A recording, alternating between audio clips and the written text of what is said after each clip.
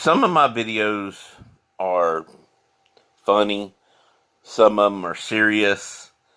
This is going to be a more serious one because there's nothing funny about the movement to defund the police department.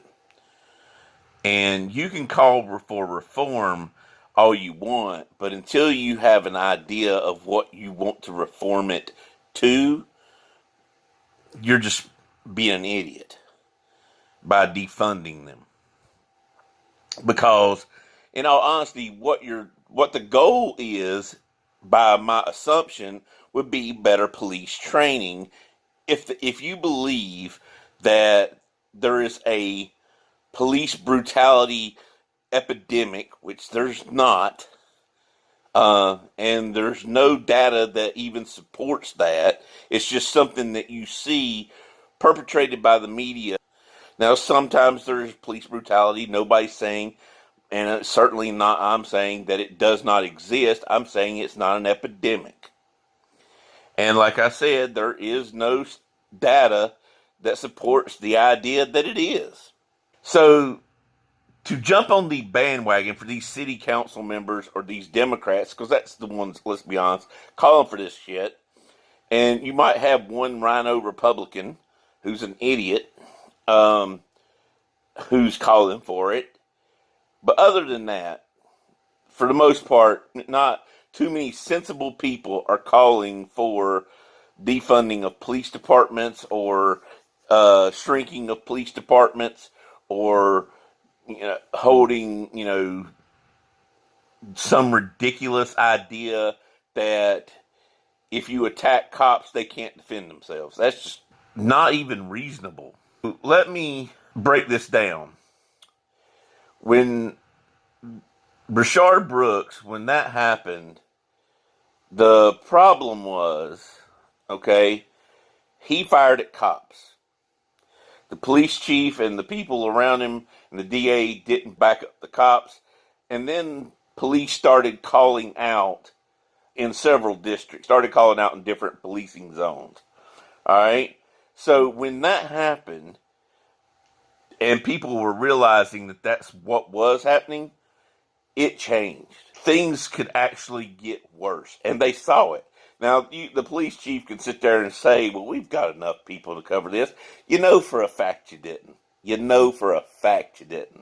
Because there's no way that you can take what's needed to cover a specific area, have people from that area call out, and you still have the same response times, you still have the same policing abilities. It's impossible. You can't do it.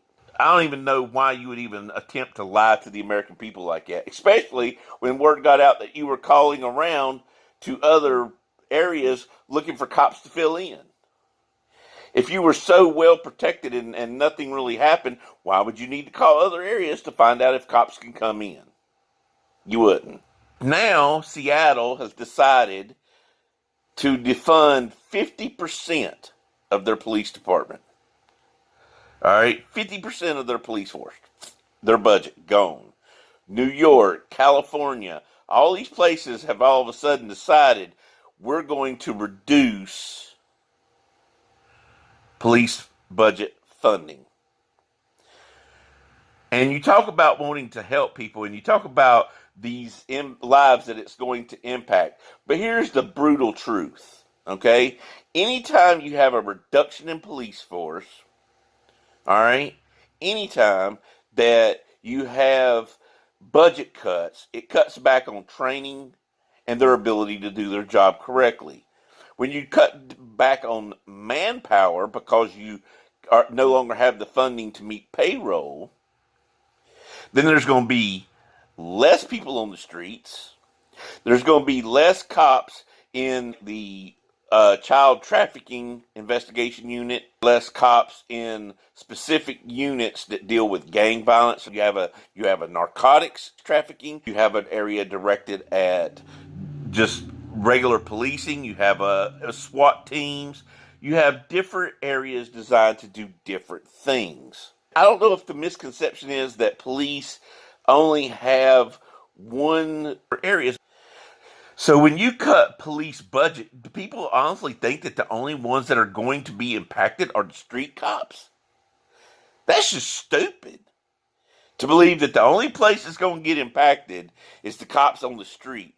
And the cops on the street, when you reduce their funding, you're wanting them to have more training and better training, but you reduce the funding for it?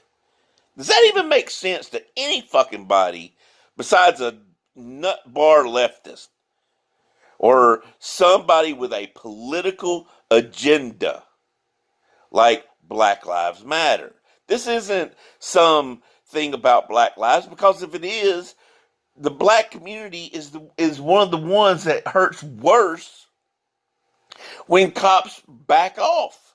Certain areas, violence in some communities went up 150% to 300%. That's ridiculous, especially in inner cities. Especially in inner cities. Because guess who lives in those inner cities? Minorities, black people. So when crime goes up to, say, 300% or higher, who's getting hurt here? Black people, black law-abiding citizens who depend on the police, like the black elderly community, black youth. It's literally a small demographic of people who are out here in the black community committing crimes. Everyone else in the black community is getting hurt by taking away police.